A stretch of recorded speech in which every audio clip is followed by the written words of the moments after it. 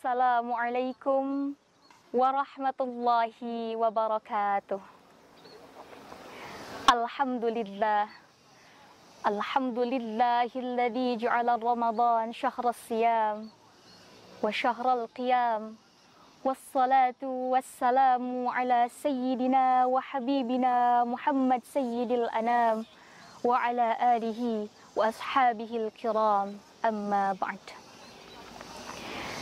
Segala puji kehadirat Allah Subhanahu wa Ta'ala, Zat yang Maha Ghafur, atas limpahan nikmat dan karunia-Nya yang tidak terukur. Dialah Allah yang menjalankan siang dan malam, yang menundukkan matahari dan bulan sehingga masing-masing beredar pada garis edarnya dengan rapih dan juga sistematis. Allah Subhanahu wa Ta'ala berfirman di dalam Quran surat Yasin ayat 40. A'udzu billahi minasyaitonir rajim.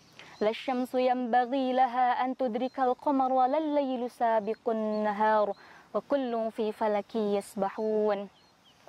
Tidaklah matahari mendapatkan bulan dan tidak pula malam mendahului siang.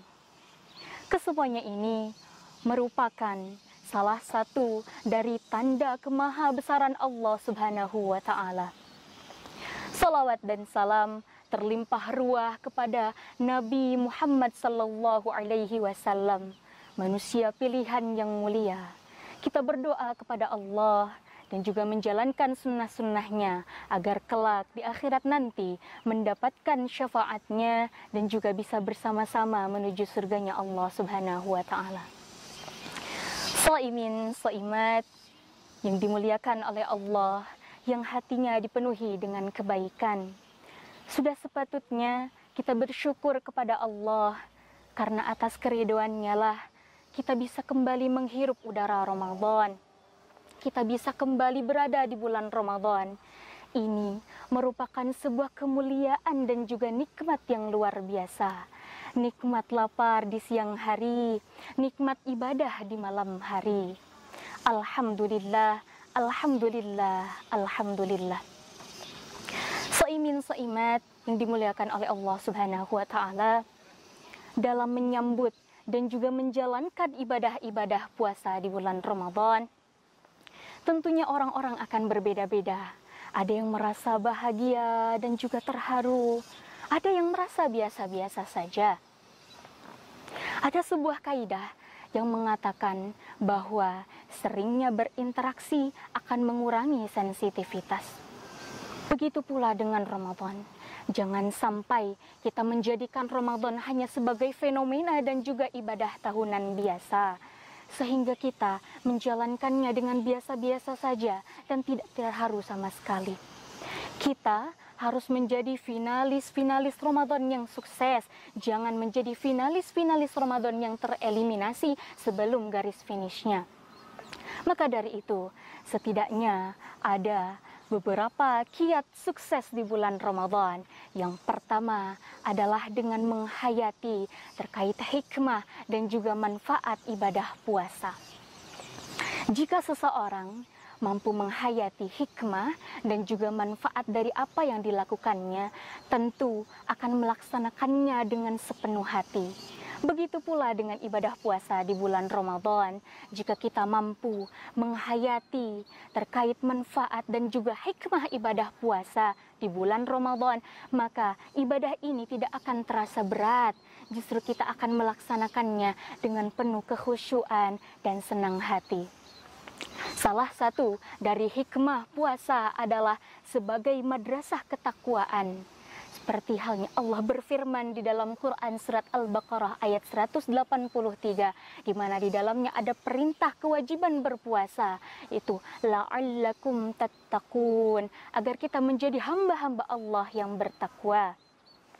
Kemudian yang lainnya dari hikmah berpuasa adalah sebagai sarana pengguguran dosa-dosa kita. Rasulullah Shallallahu Alaihi Wasallam bersabda, "Man shoma Ramadana imanan wahtisaban, ghufira lahu ma taqaddama min dambih." Hadis riwayat Bukhari. Jangankan ibadahnya, Bahkan bau mulut orang yang berpuasa pun itu akan bernilai mulia di sisi Allah Subhanahu wa Ta'ala. Semoga dengan kita menghayati hikmah dan juga manfaat ibadah puasa akan menjadi sarana sebagai penyemangat kita untuk memaksimalkan ibadah-ibadah di bulan Ramadan. Kemudian kiat yang kedua adalah dengan mempelajari dan juga mengetahui terkait fikih dan juga aturan-aturan ibadah puasa. Rasulullah Shallallahu Alaihi Wasallam bersabda, "Faqihun wahid asyaddu ala syaitan min alfi abid." Bahwa seorang yang faqih, ahli agama, akan lebih ditakuti oleh syaitan dibandingkan dengan 1000 ahli ibadah. Masya Allah, hadis ini menegaskan kepada kita terkait urgensi ataupun pentingnya beribadah dengan ilmu. Bahkan syarat diterimanya ibadah pun adalah dengan ittiba' ataupun sesuai dengan aturan dan sunnah Rasulullah Sallallahu Alaihi Wasallam. Tidak ada kata terlambat di dalam mempelajari ilmunya Allah. Tidak ada kata terlambat di dalam memahami terkait fikih dan juga aturan-aturan ibadah puasa. Terkait apa saja yang membatalkan puasa, siapa saja yang boleh berbuka dan apa konsekuensinya, dan lain sebagainya yang berkaitan dengan puasa. Maka dari itu, marilah kita pergunakan dan maksimalkan hari-hari di bulan Ramadan ini untuk mempelajari terkait fikih dan juga aturan ibadah puasa. Kemudian kiat yang ketiga adalah dengan menjaga puasa kita agar tidak berkurang pahalanya. Dalam hal ini ada 2 cara. Yang pertama adalah dengan melaksanakan ibadah wajib puasa dan juga menambah dan menghiasinya dengan ibadah-ibadah sunnah lainnya. Dan juga dengan menghindari hal-hal kemaksiatan yang dapat mengurangi pahala dari puasa kita. Salah satu sunnah puasa yang sederhana adalah dengan mengakhirkan waktu sahur dan juga menyegerakan berbuka. Sunnah yang sederhana ini merupakan bentuk keindahan dari syariat Islam. Mengakhirkan sahur bertujuan adalah sebagai persiapan untuk kita berpuasa seharian penuh. Adapun menyegerakan berbuka adalah sebuah kebutuhan fitrah yang diperhatikan. Kesemuanya ini merupakan keindahan syariat Islam. Kemudian yang selanjutnya adalah kita harus menghindari hal-hal yang dapat mengurangi pahala puasa kita, menghindari maksiat, menjauhi hal-hal yang tidak berguna, dan juga mengalihkannya kepada ibadah-ibadah yang dapat menambah pahala kita di bulan Ramadan ini. Yang keempat adalah dengan menghiasi ibadah puasa kita dengan amalan-amalan yang lain, dengan memperbanyak tadarus Al-Quran, murajaah Al-Quran, berzikir kepada Allah Subhanahu wa Ta'ala, memperbanyak istighfar, juga bersedekah dan ibadah-ibadah lainnya yang dapat menghiasi puasa Ramadan kita. Kemudian yang terakhir adalah dengan menjaga keistiqomahan amalan-amalan puasa dan juga amalan lainnya agar kelak kita menjadi hamba Allah yang istiqomah dalam melaksanakan ibadah. Ibadah-ibadah ini kebanyakan orang terlena. Pada awal Ramadan, masjid begitu penuh. Hingga kemudian di pertengahan Ramadan mulai berkurang. Sampai di akhir Ramadan banyak yang terlena. Masjid-masjid kosong dan berkurang jemaahnya. Yang ramai adalah stasiun. Yang ramai adalah tempat pembelanjaan. Banyak yang terlena dengan hal-hal keduniaan.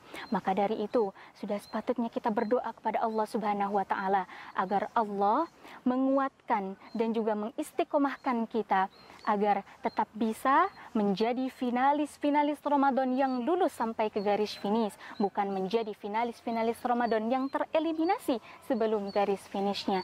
Dan kita mengharapkan dan berdoa pula kepada Allah agar amalan-amalan selama bulan Ramadan ini dapat continue dan dapat diteruskan setelah bulan Ramadan pun. Mari kita berdoa kepada Allah Subhanahu wa Ta'ala agar Allah memudahkan seluruh niat-niat ibadah kita, agar dimudahkan pula kita dalam melaksanakan ibadah puasa dan ibadah-ibadah lainnya. Al-haqqu mir rabbik fala takunanna minal mumtarin. Kurang lebihnya mohon dimaafkan. Wassalamualaikum warahmatullahi wabarakatuh.